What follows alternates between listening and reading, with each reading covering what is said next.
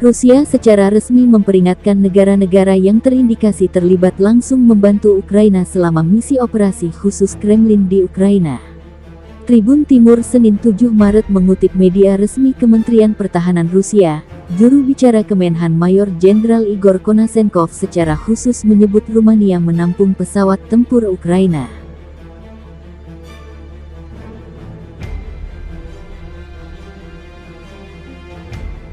Majen Igor juga melansir perkembangan operasi khusus hari ini. Angkatan Bersenjata Federasi Rusia menyerang infrastruktur militer Ukraina.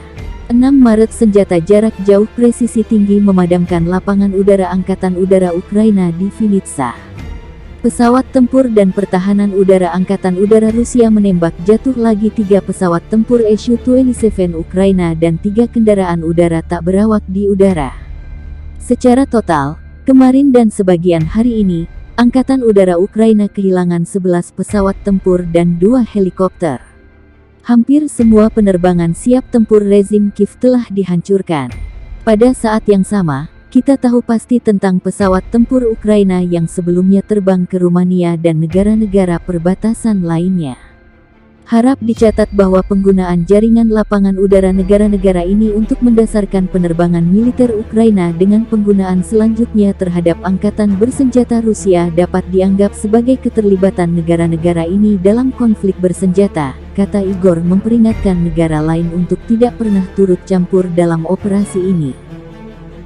Группировки войск Луганской и Донецкой народных республик при огневой поддержке российских вооруженных сил продолжают наступательные действия. Подразделения Народной милиции Донецкой республики успешно развивают наступление в городской черте Мариуполя, северо-западного и восточного направлений. Вооруженные силы Российской Федерации наносят удары по объектам военной инфраструктуры Украины. 6 марта высокоточным оружием большой дальности выведен из строя аэродром военно-воздушных сил Украины в Виннице. Истребительной авиацией воздушная оборона ВКС России сбита в воздухе еще 3 украинских истребителя Су-27 и 3 беспилотных летательных аппарата. Всего за вчерашний и неполный сегодняшний день военно-воздушные силы Украины потеряли 11 боевых самолетов и 2 вертолета. Практически вся боеспособная авиация киевского режима уничтожена. Вместе с тем, нам достоверно известно об украинских боевых самолетах, ранее перелетевших в Румынию и другие приграничные страны.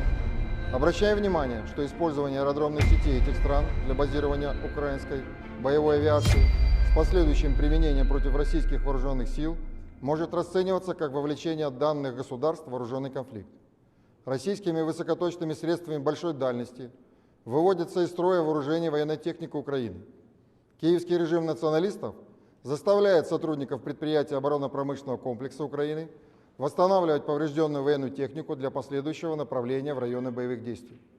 В рамках выполнения задачи по демилитаризации Украины российские вооруженные силы будут наносить высокоточным оружием поражение украинским предприятиям оборонно-промышленного комплекса. Во избежание угрозы жизни работникам предприятий украинского УПК заблаговременно предупреждаем о планируемых ударах по таким объектам. Призываем персонал украинских заводов УПК не идти на поводу у киевского режима националистов и покинуть территории своих предприятий. В ходе проведения специальной военной операции вскрыты факты экстренной зачистки киевским режимом следов реализуемой на Украине военно-биологической программы, финансируемой Минобороны США. Нами получена от сотрудников украинских биолабораторий документация об экстренном уничтожении 24 февраля особо опасных патогенов, возбудителей чумы, сибирской язвы, тулеремии, холеры и других смертельных болезней.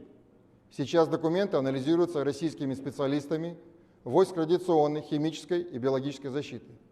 Очевидно, что с началом специальной военной операции у Пентагона возникли серьезные опасения в раскрытии ведения секретных биологических экспериментов на территории Украины.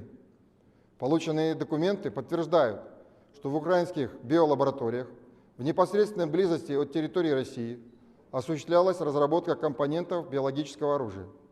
Для недопущения вскрытия фактов нарушений США и Украины статьи 1 Конвенции ООН о запрещении бактериологического, биологического и токсинного оружия украинским Минздравом во все биолаборатории было направлено указание об экстренной ликвидации хранящихся запасов опасных патогенов.